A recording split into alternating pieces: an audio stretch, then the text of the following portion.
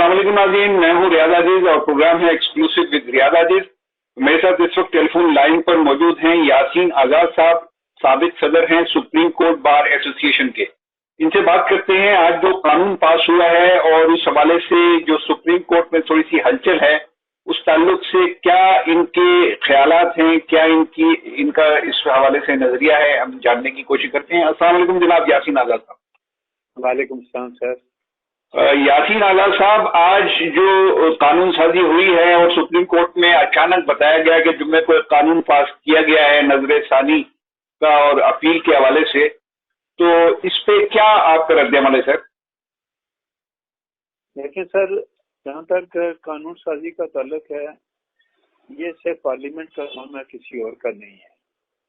पर parliament competent है कोई भी कानून साजी करने के लिए। तो मैं नहीं समझता कि हर मामले में जो है ना उसकी वजाहत की जाए। कानून साजी जो उन्होंने की है वो आज ऑनरेबल सुप्रीम कोर्ट के सामने अटॉर्नी जनरल ने बता दिया कि सदर पाकिस्तान ने भी दस्तखत कर दिया, वो कानून बन चुका है, उसका नोटिफिकेशन भी हो चुका है। इससे पहले भी आपको पता ये था।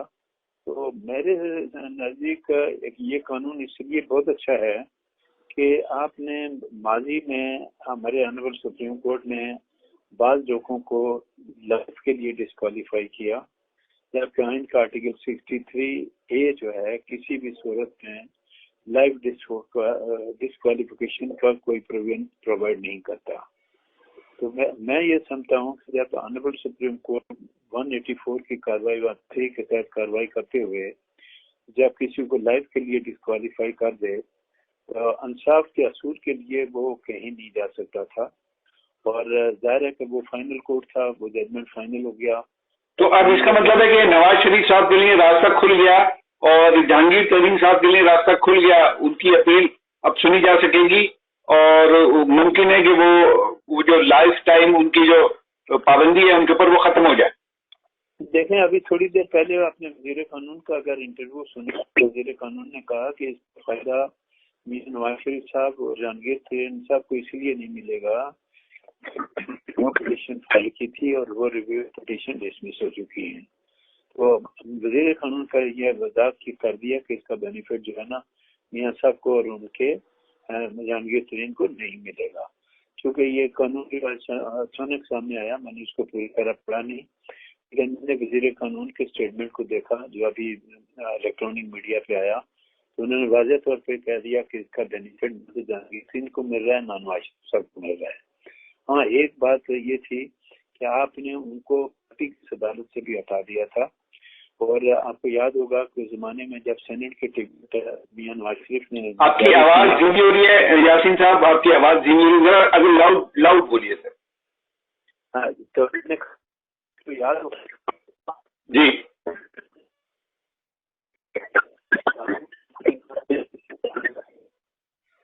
हेलो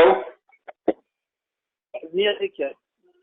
हेलो जी जी जी जी जी अब जी आ रही है, लेकिन जरा लाउड बोलिए। हाँ, मैंने कहा आज वजीर कानून ने थोड़ी देर पहले जो ये कहा, उन्होंने वाज़ेह अल्फाज में ये कह दिया कि आज का जो कानून बनाया गया है, इस कानून का फायदा ना तो जहांगीर तरीन को मिलेगा, ना ही मियां नवाज शरीफ को मिलेगा। अच्छा, इसमें फिर एक सवाल मेरा, अगर आप इजाजत दें, तो इसका मतलब ये है कि अब मरियम नवाज के लिए ये रास्ता क्लियर हो गया है कि वो वजीर आजम के ओहदे पर आसानी से जा सकेंगी नून लीग की तरफ से। मैं ये सही एनालिसिस कर रहा हूँ? किसकी बात कर रहे हैं? मैं मरियम नवाज की बात कर रहा हूँ कि इसका मतलब है मरियम नवाज के लिए रास्ता दे दिया गया है नवाज शरीफ को पीछे हटाकर। देखें, मैं ये नहीं कर सकता। जाहिर है कि हुकूमत आदमी वही बनाता है जब इलेक्शन हो जाता है, पार्टी की जो तादाद है, मेंबर के कितने लोग कलेक्ट होकर आते हैं, वो हुकूमत बनाने की पोजीशन में हैं या नहीं हैं, और ये इसका फैसला पार्टी उस वक्त के हिसाब से करती है। ज़ाहिर मियां नवाज शरीफ को अल्लाह जिंदगी दे, वही फाइनल फैसला करेंगे। तो लिहाजा ये कहना कि ये उनके लिए रास्ता मुबार किया, मैं उससे एग्री नहीं करता। पहले तो मैं ये समझ रहा था कि इसका बेनिफिट उनको मिलेगा, क्योंकि राइट ऑफ अपील आपने दे दिया।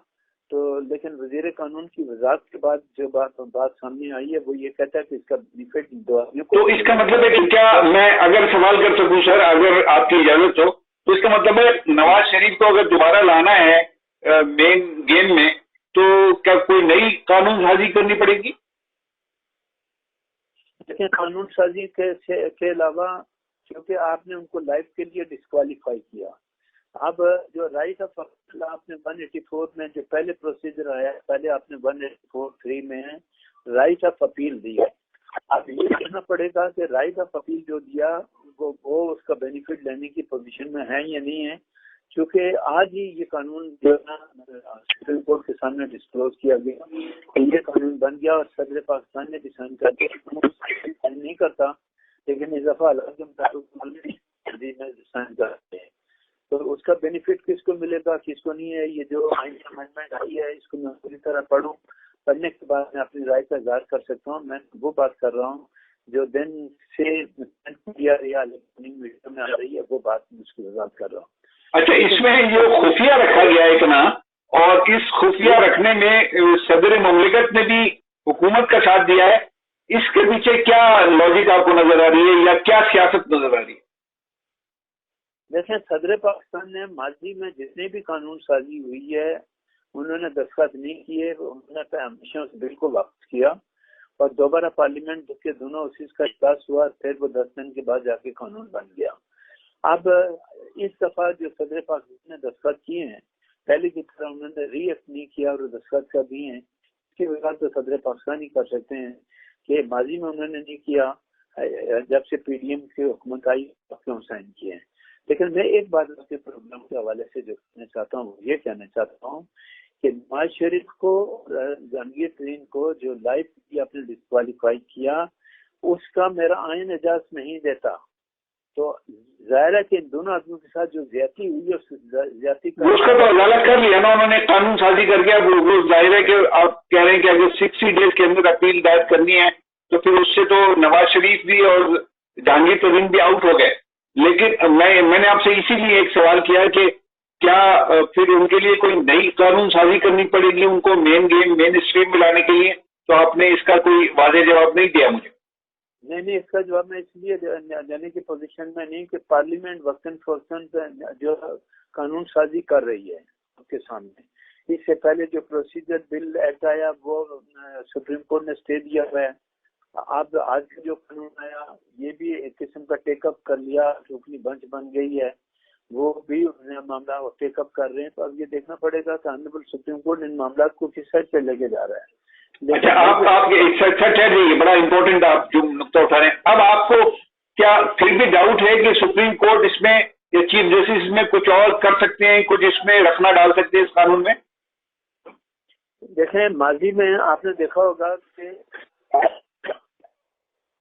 قانون بنا ہی نہیں تھا، میرے نزدیک میں اس سے بالکل ایگری نہیں کرتا، وہ غلط تھا، قانون بنا ہی نہیں تھا، اپنے وقت پہلے اس کو اسٹے دیا اور اس اسٹے کو اپنے ایکسٹینڈ کر دیا گیا۔ یہی وجہ ہے کہ آج کل حکومت کے درمیان اور آنریبل سپریم کورٹ کے درمیان شدید قسم کا ڈسپیوٹ ہے، اور یہ ڈسپیوٹ صرف حکومت کے اور سپریم کورٹ کے درمیان نہیں ہے، ایون آنریبل سپریم کورٹ کے اس وقت بری طرح سے آپس میں ڈیوائڈ ہے، اور اس کی وجہ یہ ہے کہ آج بھی جو 8 رکنی بنچ بنی ہے اس میں کسی سینئر جج کو پھر شامل نہیں کیا گیا، اور وہی بنچ آپ نے اپنی کی بنائی ہے، وقتاً فوقتاً آپ بناتے ہیں، جس پہ لیگل ایکسپرٹ بھی اعتراض کر رہے ہیں اور دوسرے لوگ بھی اعتراض کرتے ہیں، لیکن آنریبل چیف جسٹس اس بات کو ماننے کے لیے تیار نہیں ہے، اور آج جو 8 رکنی بنچ بنی ہے وہ وہی بنی ہے، اس میں جو سینئر جج سپریم کورٹ کے ان کے درمیان اختلاف چل رہا ہے ان میں سے کسی بھی جج کو نہیں لیا گیا۔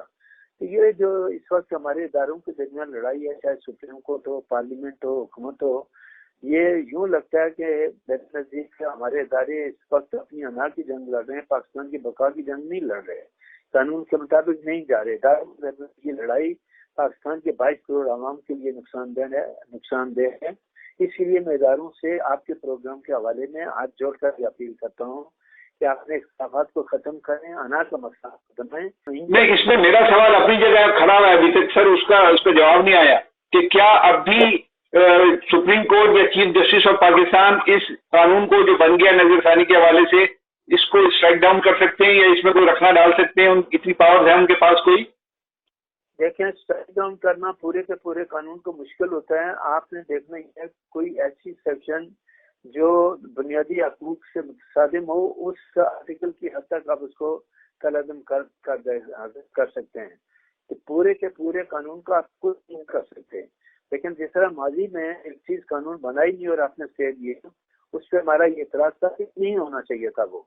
तो चीज ये नहीं पता कि जो 8 रुकनी बेंच बनाई है उन्होंने, फिर 8 रुकनी बेंच उन्हीं लोगों की बनाई है जिनके मुताबिक ये बात आ रही है कि चीफ साहब अपनी मर्जी की बेंच बनाते हैं, सीनियर जजेस को इग्नोर कर रहे हैं। तो मैं या फिर आज यही कहता हूँ कि बेहतर यही था कि आप सीनियर जजों को ही इन्वॉल्व कर लें। सुप्रीम कोर्ट पहले अपने अंदर का जो झगड़ा है कि अगर वो उसको खत्म कर ले तो ज्यादा बेहतर है, क्योंकि जज साहिबान के दरमियान इख्तिलाफ जो है वो मेरे लिए इंतहाई नुकसानदेह है। और इदारे जो एक दूसरे के मामला बार बार मुदाखलत करते हैं, ना करें तो बेहतर है। आइन के अंदर हर इदारे की अपनी हदूद मुकर्रर की गई है, अपनी हदूद के अंदर रह के काम करें। आपकी इस लड़ाई का नुकसान पाकिस्तान के 22 करोड़ आवाम भुगत रहे हैं और इंसाफ फराहम करना उसकी जिम्मेदारी सुप्रीम कोर्ट की है। लेकिन बाद मामला बड़े सीरियस टाइप के हैं, इसके मुताबिक मैं सिर्फ ये कह सकता हूँ कि सुप्रीम कोर्ट के फुल कोर्ट को बैठकर ये तमाम मामला तय करने चाहिए। जब तक फुल कोर्ट नहीं बैठेगा ये डिस्प्यूट अपनी जगह रहेगा और हमारी अदलिया की साख जो इस वक्त किसी मजरू हो रही है। अच्छा, इसमें दो बड़े आम सवाल मैं आपसे अगर पूछ सकूं। एक तो ये बता दीजिए कि जो चीफ जस्टिस साहब हैं वो सुप्रीम कोर्ट का जो फुल बेंच है वो बनाने से क्यों कतरा रहे हैं, उसकी क्या बुनियादी वजह है? और दूसरा सवाल मैं इसके बाद आपसे इसका जवाब तो ऑनरेबल सुप्रीम कोर्ट खुद ही सकता है। लेकिन आपको मैं बताता हूँ कि जब पंजाब का केस चल रहा था तो हम सबका 6 बाकायदा उस केस के अंदर गए। हमने कोर्ट में खड़े होकर ऑनरेबल चीफ जस्टिस साहब से रिक्वेस्ट की कि मेहरबानी करके फुल कोर्ट बनाएं, क्योंकि पंजाब की हुकूमत जब आपको हमने गिराई तो आपको याद होगा कि आपने इस वक्त फैसला किया था कि जो 25 वोट पड़े वो काउंट नहीं होंगे। आइन इस बात के लिए कहीं भी खामोश है। तो जब आइन ये नहीं कहता कि 25 वोट काउंट होंगे, लेकिन वो आदमी डिस्क्वालीफाई हो जाएगा, डिसीट हो जाता है आइन के मुताबिक। लेकिन आपने 25 तो एक आइनी बहरान पंजाब का जब आया आपके सामने आया तो वो आपके सामने है। मैं इसीलिए कहता हूँ कि बहुत सारे जजमेंट ऐसे हैं जो ऑनरेबल सुप्रीम कोर्ट ने वक्तन फक्तन दिए, उनको रिविजिट करने की जरूरत है। अगर रिविजिट नहीं करेंगे तो अदलिया का इदारा और डिस्प्यूटेड होगा जो मुल्क के और पाकिस्तान के लिए नुकसानदेह। और मैं ये समझता हूँ और अपील करता हूँ ऑनरेबल सुप्रीम कोर्ट से कि अपने मामला को सुप्रीम कोर्ट में बैठ के तय करें, कि पब्लिक ट्रांस से ना ले जाएं तो ज्यादा बेहतर है। कोर्ट की डिग्निटी इसी में है कि सुप्रीम कोर्ट के जो इस वक्त 15 जजेस हैं वो बैठकर मामला को बेहतर करें। क्योंकि मेरे नजदीक आर्टिकल 63A का जो जजमेंट था जिसमें आपने 25 वोट काउंट नहीं किए, मैं उससे एग्री नहीं करता। आपने लाइफ के लिए जहांगीर तरीन और नवाज शरीफ को डिस्क्वालीफाई किया, मैं एग्री नहीं करता, इसलिए तो आइन इजाजत नहीं देता। और आइन से हटकर सुप्रीम कोर्ट अगर कोई जजमेंट देगा तो उसके जजमेंट के बाद इज़हार ख्याल करना हमारा हक है और हम उस पर खुल के इज़हार ख्याल करते हैं। अच्छा, यासीन साहब ये फरमा दीजिए कि अगले chief justice of Pakistan justice Qazi Faez Isa के बनने के इम्कान हैं, लेकिन उनकी शख्सियत को इतना कंट्रोवर्शियल कर दिया गया और खासतौर से अभी जो एक कमीशन बना था ऑडियो टेप्स के हवाले से उसको मुअत्तल किया और उसके बाद उनकी पोजीशन और भी कमजोर हुई है काजी फाइज ईसा की, जिसका उन्होंने एडमिट भी किया कि मुझे उस कमीशन का हिस्सा नहीं बनना चाहिए था। तो अब क्या इम्कान इस बात का है कि जस्टिस काजी फाइज ईसा ही चीफ जस्टिस अगले बनेंगे या इसमें कुछ गड़बड़ हो सकती है? सर मेरे नजदीक चीफ जस्टिस की कोई गड़बड़ नहीं होगी। सुप्रीम कोर्ट की जो तारीख है उसमें यही है कि सीनियर मोस्ट आदमी जो है वही चीफ जस्टिस ऑफ पाकिस्तान होगा। लिहाजा मैं किसी इस बात से तो बिल्कुल एग्री नहीं करता कि इसमें कोई रुकावट आएगी। दूसरी बात जो आपने की है कि अब जो कानून बना है उसमें बेंच कंस्टिट्यूट करने का राइट जो है वो चीफ जस्टिस और 2 सीनियर जजेस को दिया गया है। आज अगर आपने देखा होगा कि ऑनरेबल चीफ जस्टिस ने प्रोसीडिंग के दौरान ये कहा कि हमने स्टे दिया, कानून को स्ट्राइक डाउन नहीं किया। और कमीशन के मुताबिक भी उन्होंने कहा कि सर मेरी राय नहीं ली गई, इस तरह से स्टे दिया गया। उनका कहना यह है कि कमीशन बनाने के लिए पहले मुझे एतमाद में लेना जरूरी था, लेकिन गवर्नमेंट का कहना यह है कि हमने इसलिए एतमाद में नहीं लिया था कि ऑडियो लीक में उनके फैमिली मेंबर इन्वॉल्व हैं, इसलिए हमने उनको इंक्लूड नहीं किया। तो मैं ये समझता हूँ कि ये खामखाना का मामला बना हुआ है हर चीज का। अना को छोड़ दे, कानून और आइन के मुताबिक चले, تب پاکستان کے حالات بہتر ہوں گے، ورنہ حالات خراب ہی رہیں گے. سر یہ انا سے زیادہ کوئی ایجنڈا نہیں لگتا آپ کو؟ جی انا سے زیادہ کوئی ایجنڈا نہیں نظر آتا آپ کو؟ دیکھیں میں تو کہتا ہوں کہ جب میرا آئین میں اس بات کی اجازت دیتا ہے کہ ہر ادارے کے آئینی حدود یہ ہیں، تو وہ ادارے کسی کو موقع کیوں دیتے ہیں کہ کوئی اور سر وہ تو دیتے ہیں، لیکن جو آپ کہہ رہے ہیں کہ انا کا مسئلہ بنا ہوا ہے، میں یہ آپ سے سوال کر رہا ہوں کہ انا کا مسئلہ ہے یا کوئی ایجنڈا ہے؟ سر ایجنڈے کے متعلق تو میں شیخ رشید کی طرح کوئی پیشن گوئی نہیں کر سکتا، لیکن اچھا چونکہ پیشن گوئی کرنا میرا کام نہیں ہے سر. اچھا ٹھیک ہے، بہت شکریہ یاسین آزاد صاحب، آپ نے گفتگو کی. ناظرین، یاسین آزاد سابق صدر سپریم کورٹ بار ایسوسی ایشن ہمارے ساتھ تھے. یہ گفتگو میں آپ کے حوالے کرتا ہوں، اس کا تجزیہ آپ کیجیے اور مجھے اجازت دیجیے. اللہ حافظ.